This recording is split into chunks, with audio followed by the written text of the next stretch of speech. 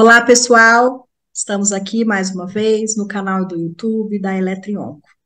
Hoje nós temos uma presença ilustre, a professora doutora Érica Fabro, que é fisioterapeuta, graduada pela UFRJ, é especializada em fisioterapia e oncologia pelo INCA, é mestre em neurologia pela Unirio, é doutora em oncologia pelo INCA, é chefe do serviço de fisioterapia e mastologia oncológica do Hospital Câncer 3 do INCA, é fisioterapeuta sócio da equipe Physio Oncolife, é membro da Câmara Técnica de Oncologia do CREFITO 2 e é a nossa atual presidente da Associação Brasileira de Fisioterapia em Oncologia na gestão de 2021 a 2025. Érica, primeiramente, eu gostaria muito de agradecer a tua presença aqui no canal do YouTube da Eletrionco, a sua presença abrilhanta aqui no nosso canal, e tenho certeza que vai trazer muita informação para quem está nos assistindo.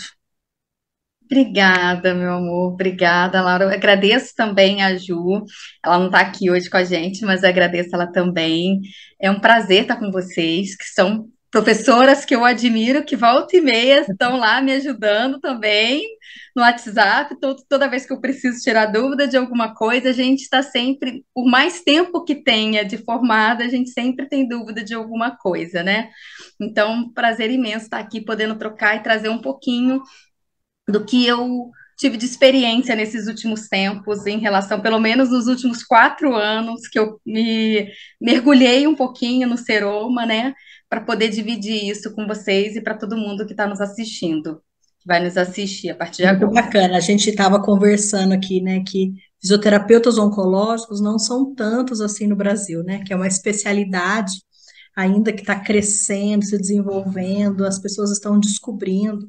Então, antes da gente entrar no nosso assunto de hoje, né, não posso deixar de perguntar, né, para ela falar um pouco sobre a nossa Associação Brasileira de Fisioterapia e Oncologia, né, para que serve, por que que a gente precisa se associar. Então, vamos lá. É um pouquinho desafiador. Quando você me fez essa pergunta, eu acho que é um grande desafio para todos nós como profissionais, né? Mas se a gente não tiver esse desafio, a gente não vai saber que caminho a gente vai seguir. Então, vamos dizer que basicamente a nossa associação é nossa, é a associação, né, dos associados, então são dos profissionais que querem dividir, fazer uma troca maior e brigar, lutar mais pelo reconhecimento dessa categoria. Para termos uma ideia, se a gente não tiver muitos profissionais reconhecidos com a especialidade, como especialista no assunto, não tem como a gente pedir leis sobre isso. Não tem como a gente demandar alguma lei que exija que tenha um especialista num serviço de radioterapia, que é onde a gente vai ter um dos tratamentos oncológicos, né? Exigir que tenha um fisioterapeuta especialista sempre num serviço de quimioterapia, porque nós somos muito poucos ainda na área. Especialistas, vamos dizer assim, agora a gente está chegando nem a 200 no país. Se a gente pede alguma lei de reconhecimento de precisamos de fisioterapeuta especialista em oncologia para qualquer serviço que seja que trate um paciente oncológico, eu preciso, a primeira coisa que vai acontecer depois dessa lei é que o COFITO vai vir em cima e vai perguntar quantos especialistas nós temos no país. Então, a gente fica ainda, a gente está balançando ainda, né? Tentando brigar por alguma coisa, de melhorar essa lei para melhorar a assistência aos nossos pacientes, mas com isso a gente tem que formar mais profissionais. E por isso vale a pena a gente se associar para entender e saber quantos profissionais existem no país. Porque às vezes a gente se forma, faz uma pós-graduação aqui, outra ali, e fica no cantinho, fica na sua cidade, e não tem a troca. Se a gente estiver dentro da associação, a gente vai poder se conhecer mais e ter essa referência, né? Vamos dizer que é uma referência contra referência, porque muitos pacientes procuram pela associação, vão lá no site da associação e procuram ver a lista de quem é especialista, onde a pessoa vive, quem é associada, onde vive, para procurar um profissional na cidade onde vive. E a outra basicamente, a proposta que a gente tem da associação é trazer mais conhecimento para os nossos profissionais. Então, é a troca de conhecimentos. Então, a gente, até o momento, a gente ainda luta para ter os nossos congressos a cada 2 anos, mas a gente tem proposta de começar a ter mais live, mais conversa com especialista e ter coisas dentro do site de cursos, de artigos para que os especialistas possam procurar, e a gente está sempre de portas abertas para tirar alguma dúvida. Mesmo que não encontre na nossa página, a gente tem o e-mail da associação e está junto para tirar qualquer dúvida. Então, quanto mais formos, mais fortes seremos, né? Para que a gente continue Com lutando. Então, certeza. tem essas duas vertentes, né? Melhorar a assistência para a população e para nós mesmos ter uma troca melhor entre os profissionais. Essa é a Eu vou ideia que a gente aproveitar para tem. dizer uma coisa, eu que moro no interior do país,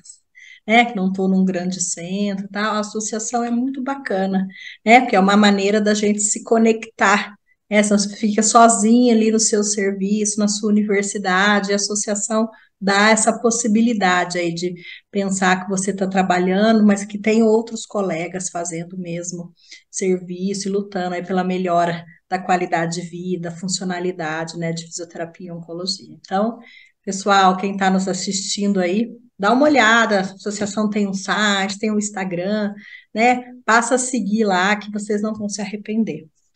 E o nosso assunto de hoje, né, com a Érica, é sobre seroma. Seroma, quando eu comecei a trabalhar com fisioterapia e oncologia, a gente não fazia nada, né, Érica? A gente encaminhava Exatamente, para não o podia médico. tocar. Exatamente, não podia tocar, não podia fazer nada, não fazia exercício, fazia nada. A gente via e mandava para o médico. E hoje nós estamos numa situação completamente diferente, né? Que a gente identifica e a gente tem algumas coisas para fazer. Então, para começar aqui o nosso bate-papo sobre seroma, o que que é seroma, Érica? Vira e mexe, eu vejo nas redes sociais alguém colocando um videozinho. Esse é o seroma, tal. Eu fico pensando, acho que deve ter gente que não sabe o que é seroma ainda, né? É verdade. Então, eu também comecei nessa época em que a gente não fazia nada, e como eu trabalho no INCA e sou aluna da instituição, é tudo com a enfermagem, né, nem com o médico fora, na rede privada, encaminha para o médico, lá no INCA é só a enfermagem que poderia tocar, e realmente, contraindicação, o fisioterapeuta não pode chegar, não pode fazer nada. Mas bem, o seroma, ele é um acúmulo de líquido que ocorre nesse espaço deixado da cirurgia. Uma forma da gente conseguir visualizar o seroma muito facilmente acaba sendo nas cirurgias de mama, porque a gente tem a retirada da mama. Então, da região, quando a paciente é submetida à retirada completa da mama, é submetida na região Desculpa, na cirurgia para o tratamento do câncer de mama, muitas vezes as pacientes são submetidas também à retirada dos linfonodos axilares mais próximos. Então, eu trato a minha mama esquerda, eu vou fazer também uma cirurgia dos linfonodos do lado esquerdo, que é onde vai a maior drenagem. Então, esse espaço deixado pela cirurgia, por mais que o cirurgião ele é, tracione a pele, fica como considerado um espaço morto, porque nessa região, no momento em que está dissecando os tecidos, ocorre muita lesão de capilares sanguíneos, capilares linfáticos, lesão de gordura, e quando ocorre lesão de célula de gordura, existe um processo inflamatório ali na região. Com o passar dos dias, esse processo de cicatrização, essa inflamação, e os vasos que foram seccionados continuam depositando substâncias ali nesse espaço deixado. Então, é considerado um acúmulo de líquido no espaço morto deixado pela cirurgia. Por mais que pareça que não tem espaço nenhum, porque retirou a mama, fechou, né? Então, na verdade, qualquer tipo de cirurgia pode acontecer isso. Quem trabalha na área mais de dermatofuncional acaba observando muito nas cirurgias de abdômen, abdominoplastia, quando puxa muito tecido. Então, ocorre muita lesão de vaso capilar linfático, capilar sanguíneo, e muita mobilidade ali nessa região, e lesão de célula de gordura, né, que acontece acúmulo de líquido no abdômen. Só que o abdômen, muitas vezes, o corpo absorve mais fácil, e é uma cavidade, né? Então, a gente observa muito seroma nessa região de mama, é uma das cirurgias que tem uma incidência muito alta de seroma. Na literatura, pode chegar até quase 90% de casos, ou seja, praticamente quase todas as cirurgias de retirada da mama tem a chance de desenvolver o seroma, né? Porque é fácil a gente visualizar, porque a gente tem o tecido e o tórax logo abaixo. Então, quando começa a acumular líquido ali, vai aumentando o volume, vai trazendo desconforto para os pacientes. O paciente sente dor, sente desconfortável, sente que está inchando. E aí, quando se movimenta, fica mais dolorido ali, achando que tem alguma coisa mobilizando e realmente a pele está sendo esticada, vamos dizer assim, né? E aí, com isso, acaba, vamos dizer que vira uma cascata, né? Uma bola de neve. Se não tem ninguém para acompanhar esse paciente, o paciente fica sem se movimentar porque está sentindo desconforto, para de movimentar. Vai ter uma retração desse processo todo de cicatrização, uma retração dos movimentos do ombro, e aí vai ter dificuldade para sua recuperação no pós-operatório. Isso vai atrasar todo o processo de tratamento depois da cirurgia. Porque muitas vezes nossos pacientes passam pela cirurgia, mas depois tem que fazer uma quimioterapia, tem que fazer radioterapia, e se tiver com presença de seroma, não pode passar por esses tratamentos. Acaba atrasando muito esse processo de cura da paciente. Então, quando o paciente tem presença de seroma, o que é feito?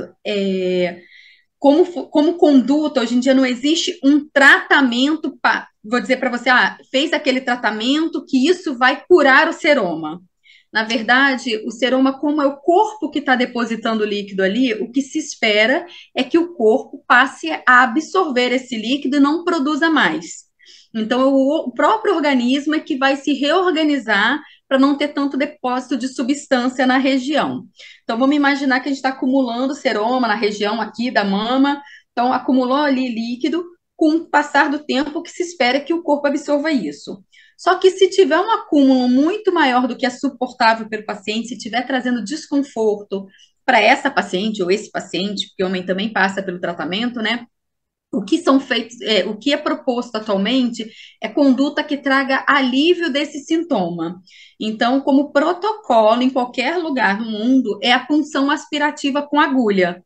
Então, vai, ou enfermeiro, ou médico, vai lá, ou às vezes o paciente até encaminhada para algum um radiologista, né, através da ultrassonografia, visualiza bem o seroma para puncionar esse líquido.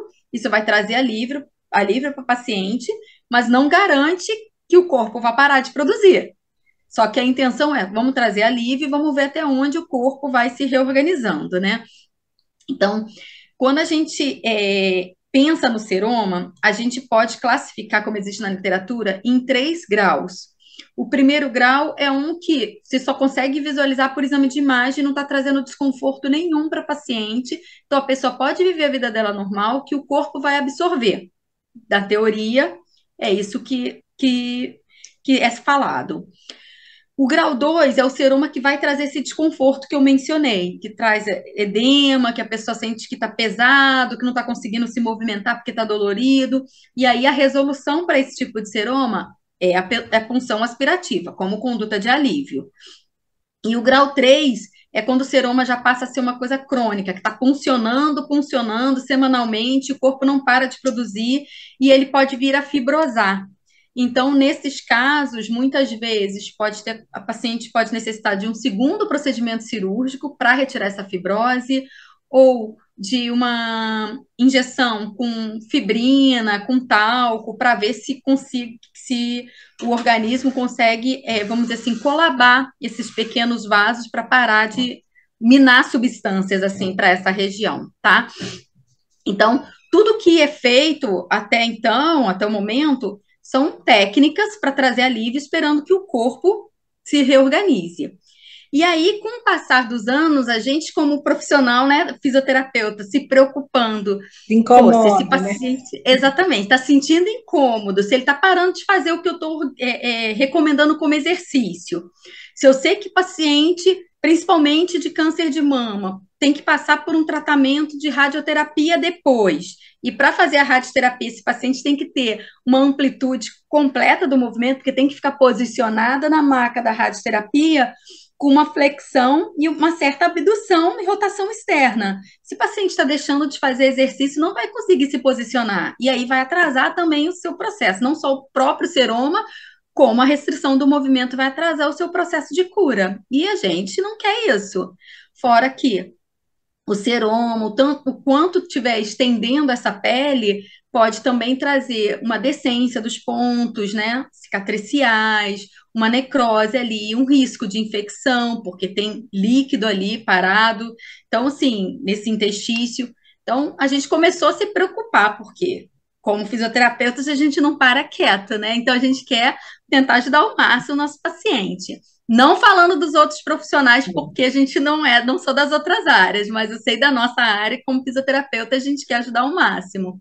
Então, a gente começou a pensar o que, que podemos fazer, porque a gente não podia tocar, a gente não quer atrasar mais o processo.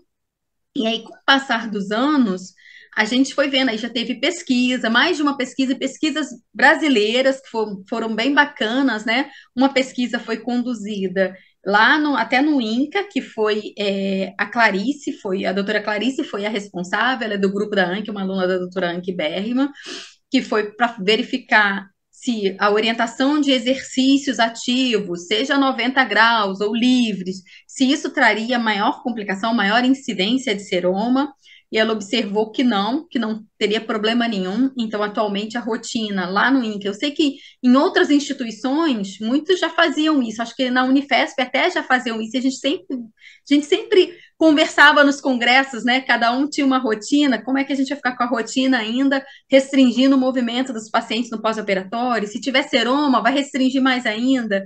E aí a gente viu com essa pesquisa dela, que teve um N bastante grande, foram mais de 450 mulheres, e aí a gente observou que não traz nenhum comprometimento. Então, se a paciente tiver que desenvolver o seroma, é uma questão inerente da paciente, às vezes do procedimento cirúrgico, mas não tem relação nenhuma com a nossa orientação de exercícios no pós-operatório. É porque a gente não vai exigir, não vai falar para a paciente no pós-operatório fazer exercício com carga, nada disso nesse primeiro momento. É só um momento de recuperação, né? Então, isso a gente já orienta com muita tranquilidade, muita segurança. Uma outra pesquisa que foi feita também foi pelo grupo da Unifesp, da doutora da Samantha, né? E ela fez com pacientes de pós-operatório com reconstrução imediata, aquelas pacientes que fizeram a mastectomia e foram submetidas a uma reconstrução no mesmo momento cirúrgico, com colocação de prótese ou colocação de expansor. E aí ela observou também, ela fez um ensaio clínico randomizado e também observou no caso dessas pacientes que não teria problema nenhum a orientação de exercício. Ela começou no primeiro dia de pós-operatório o movimento até 90 graus e a partir do 15º dia, metade das pacientes foram orientadas a fazer um movimento livre, ativo livre. E aí observou também que não tinha nenhuma diferença entre os grupos. O fato da paciente desenvolver o seroma normalmente acontecia, no estudo dela, aconteceu nos 15 primeiros dias e não teve nenhuma associação com a recomendação do exercício. Então, também, para essas pacientes, pelo menos por esse estudo, a gente orienta a partir do 15º dia já está liberada para se movimentar. Eu vou te fazer interromper um segundo. Nós temos um vídeo com a Samantha explicando isso. Então, se vocês podem procurar aí no canal. Ai, que maravilha! Temos um vídeo ela explicando essa pesquisa. Vale a pena. Pode continuar. Ai, vale a pena mesmo, gente. Vale a pena. Porque ela é pesquisadora, ela vai explicar nesse vídeo e vai estar melhor explicado. Mas é basicamente o que eu queria dizer para que a gente perceba o que a gente faz aqui. A gente quer para a melhoria dos nossos pacientes, né? E a gente vê que o que a gente recomenda não é nenhum absurdo, vai trazer só o benefício para o paciente. Porque se a gente, lembrando que o que é ativo livre para a gente, não significa forçar 180 graus. É no limite da paciente. A partir de 90 graus, vai no limite do conforto. Se estiver desconfortável, se estiver tracionando cicatriz, gerando alguma dor, alguma sensação de repuxamento ali, aquele ali é o limite dela. Às vezes, para mim, eu vou conseguir 180 graus, às vezes, para você, Laura, você vai conseguir 160 ou vice-versa, mas o que é importante é que a gente saiba que a gente já pode movimentar esses pacientes no pós-operatório, que não é isso que vai fazer uma produção maior de seroma. E aí, depois disso, a gente ficou pensando também, poxa, mas o que a gente pode fazer para ajudar se a paciente pode desenvolver seroma? E mesmo orientando exercício desse jeito, essa incidência na literatura pode chegar a 90%, e na nossa população a gente observou realmente uma incidência de 72%, é, orientando com essa recomendação de exercício independente de 90 graus ou acima disso, é uma incidência alta. E se a gente não acompanha esses pacientes ou não ajuda nesse processo, pode ser que atrase todo o tratamento dela depois. E aí, com o passar do tempo, é que a gente começou a adotar essas condutas de técnica de compressão nessa região, né? Pensando que o seroma ele é um acúmulo de líquido no espaço intersticial. Se eu for fazer uma analogia com o que a gente já trabalha há anos, que é a questão dos edemas e linfedemas, que são acúmulos de líquido nos espaços intersticiais, e que a terapia compressiva é considerada padrão ouro para tratamento de edema e linfedema, por que não utilizar uma terapia compressiva também no seroma, né? Para ver se a gente traz resposta para as pacientes. Então, quando a gente utiliza a técnica de compressão para uma paciente que já apresenta seroma, o que eu vejo, observo no dia a dia. Se você quiser me interromper, aí você fala, tá, Laura, da sua Não, experiência pode ir, tá também. uma aula, tenho certeza que está todo mundo adorando. Pode ir. Então, a paciente passa pela punção aspirativa, porque é o que vai trazer alívio para ela do sintoma. E logo depois a gente faz alguma técnica de compressão, seja com utilização do taping compressivo, seja utilizando um pad, que são as espumas com maior densidade, né? A gente envolve aquela espuma num lencinho, numa toalhinha e coloca dentro do sutiã, utiliza um sutiã de compressão. Aí você pode falar para mim, ou muita gente pode se perguntar, poxa, mas o seroma não acontece com quem retira a mama toda? Pode acontecer com quem também faz uma cirurgia conservadora, mas é claro, a maior incidência é para quem retira a mama toda. E aí, se eu coloco um sutiã de compressão ali, eu tenho uma mama de um lado, eu não tenho do outro lado, ele não consegue fazer a compressão completa. Então, eu colocando um pad abaixo dele, eu já consigo comprimir um pouco mais. Isso dá uma resposta melhor. Ou coloca o taping, coloca o pad, coloca o sutiã, a gente vai Coloca fazendo tudo quanto é tudo. compressão ali, tudo para dar compressão. A questão é que o taping, ele tem, por mais que ele seja antialérgico, né, ou hipoalergênico, vamos dizer assim, como as marcas dizem, o fato da gente colocar, depois de um tempo, ter que tirar, coloca de novo, tira, isso vai agredindo a pele com o tempo. Por mais cuidado que o fisioterapeuta tome, de higienização dessa pele, de retirada com óleo, com toda a cautela, a gente ainda assim é uma cola no corpo que com o tempo pode agredir. Então, por isso que a gente pode usar, lançar a mão desses outros recursos, como é a questão de uma espuma com maior densidade. Mas, só para completar, quando a gente fala isso para um tratamento, para tentar como uma conduta de alívio também, eu vejo boas respostas no meu dia a dia. Eu não posso falar isso como que é mais eficaz ou menos eficaz que alguma coisa, porque a gente não fez pesquisa, assim, ainda não tem quem tenha feito uma pesquisa sobre isso, como forma de tratamento. O que a gente tem é estudo que fez sobre forma de tentar prevenir, para não ter o seroma, né? E aí a gente tem dois estudos. Um estudo é muito antigo, que foi até uma base que a gente utilizou como uma, uma técnica para falar dela no meu estudo, né? Que é um estudo de 2010, mas que até hoje todo mundo fala nele, que ele foi feito por duas australianas, mas o N desse estudo é muito pequeno, foram só 9 pacientes, em que elas utilizaram, na verdade, o tape numa forma de tape linfático, para ver se esse estímulo à drenagem linfática, distante da região do seroma, né, forçando a drenagem para a região contralateral. Então, eu operei a mama esquerda, então elas fizeram o fluxo linfático do linfotaping para o lado direito, para ver se isso ajudaria a prevenir o seroma. Elas não observaram, porque também o N foi muito pequeno, mas elas não observaram nenhuma associação, nenhuma diferença. Mas sugeriram que, como é uma técnica nova, é não invasiva, pode auxiliar para o paciente de alguma forma.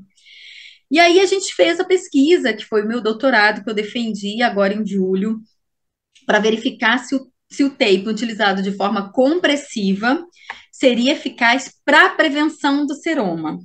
E aí foram 249 mulheres, foi um randomizado, tudo direitinho, em cada grupo, colocando compressivo na região que poderia formar o seroma, na metade das pacientes, o outro grupo não colocou nada, mas a gente colocou só até 7 dias, porque com 7 dias elas têm a primeira revisão da enfermagem para retirada do dreno de sucção.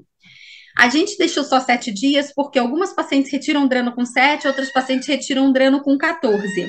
E aí, não sei se está dando para ouvir meu gato, eu peço desculpa, tá? Mas só para não tirar ele daqui agora.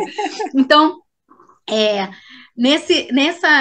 desse jeito que foi conduzido o estudo, desse protocolo que a gente fez, de colocar tape incompressivo no primeiro dia de pós-operatório, retirar com 7 dias, a gente não viu diferença significante para usar ou não usar o tape em relação à formação do seroma. Mas a gente observou que as pacientes se sentiram muito mais seguras, que as pacientes se sentiram mais satisfeitas, ainda mais na primeira semana, os primeiros 7 dias, ficam com medo de cuidado curativo, né? Né? Exatamente. Então, teve essa resposta positiva, teve uma resposta muito positiva para a questão de epidermólise, que é formação de bolhas no processo de cicatrização, porque na rotina da nossa instituição, normalmente as pacientes deixam a cicatriz exposta, só lavam com água filtrada, fervida e fria, e não tem um micropore sobre aquela região, nada para alinhar a cicatriz. Então, o fato da gente ter colocado alguma técnica compressiva externamente alinhou melhor a cicatriz. Eu acho que a gente, seguindo com o estudo futuramente, a gente vai ver mais respostas em relação a isso. Mas em relação ao seroma como prevenção, aí a gente esbarra, né? Em conduta, em técnica cirúrgica para fechamento. Na paciente que é mais obesa, ela tem um risco maior. A paciente hipertensa tem um risco maior. Quanto mais linfonodos forem retirados, maior o risco de desenvolver seroma.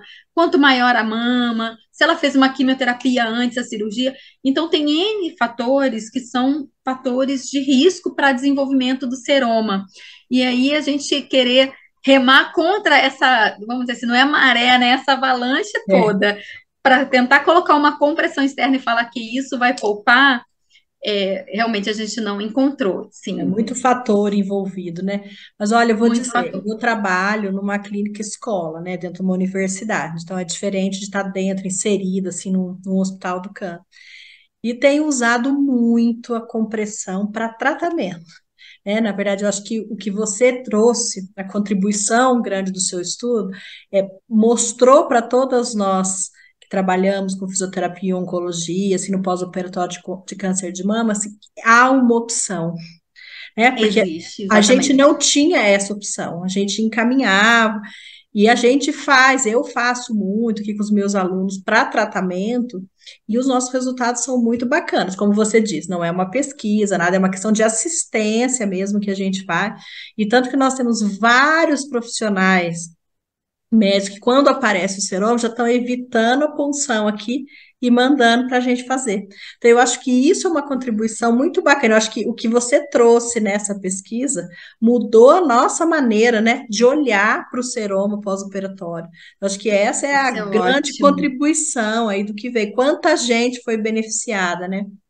Que antes de fazer essa porção, essa parte da pesquisa, né, de verificar se ele seria eficaz para prevenção, a gente viu se era seguro, né? E isso a gente confirmou que é uma técnica segura usar um tape incompressivo numa região que não nem sempre está exposta ao sol, né? Que é uma região protegida. Porque usar onde tem muito pelo, como é na perna, no braço, no tronco, a gente sabe que não dá tanto processo alérgico, mas a gente tinha muito receio de usar nessa região recém-operada e que não pega tanto sol, não tem tanto pelo. Será que isso traria mais reação, né, cutânea para paciente? A gente viu que não, que realmente é seguro. O que a gente precisa é só ficar atento à quantidade de vezes que a gente aplica esse tape, mas a gente aplica também com bastante segurança para tratamento e a gente vê resposta, sim. Isso foi o que você falou, e eu fico muito feliz com essa frase sua, de que deu pelo menos um norte para a gente de Não, com como a gente pode certeza. Hoje seguir. a gente pensa nisso, né? E é uma coisa relativamente barata. Acho que isso também é importante, né? Não encarece tanto o seu tratamento, mesmo a gente que trabalha em serviço Exatamente. público, é possível fazer, né? Não é aquela coisa que você precisa adquirir ou o custo individual é muito alto, então é uma coisa que dá para fazer. E isso é muito bacana. E o nosso tempo voou. Nós já estamos aqui no fim do nosso bate-papo. Acho que eu vou chamar a Érica para o vídeo 2, né? Porque acho que a gente muita coisa aí para conversar. Mas eu acho que esse vídeo, gente, vocês precisam ver e começar de novo, revendo. Porque quando vocês vão começar a trabalhar, né, quem está entrando na área de fisioterapia e oncologia, essa é uma coisa que vocês vão escutar da equipe aonde vocês estão inseridos. Será que se eu mexer o braço, vai piorar o seroma? Com seroma, para de mexer o braço, né? E como a Érica explicou e bem explicado para vocês, a gente já tem evidência científica respaldando o exercício de pós-operatório, a importância de fazer o exercício, que dá para manejar essas complicações e dá para ajudar a paciente, porque a gente sabe que a paciente com o braço parado vai ter tanta complicação depois, né? Então, tudo ali tem Tá. seu preço. Então, eu acho que é muito bacana a gente parar, pensar, estudar um pouco isso, né? Que esse vídeo tenha servido aí de norte para vocês lerem mais, pensarem nisso, porque às vezes a gente também, né, Eric, quando tá dando aula, as pessoas estão preocupadas com o ombro, mas a gente tem que saber as outras complicações que estão ali ao redor, para poder ter cuidado, manejar, conversar com a equipe, né? Do tipo, eu também não estou só Exato. preocupada com isso, eu sei o que acontece. Então, Érica, foi muito bacana, muito Ai, obrigada, foi um viu, pela prazer. sua presença aqui no nosso canal. Obrigada, meu. Obrigada a vocês pelo convite, viu? Beijo. Qualquer coisa, é só me chamar de novo. Vai ser um prazer. Ah, vamos chamar, Tchau. né, pessoal? Então, espero que vocês tenham gostado do nosso vídeo aqui no canal do YouTube da Eletrionco. Até a próxima. Tchau! Até. Tchau.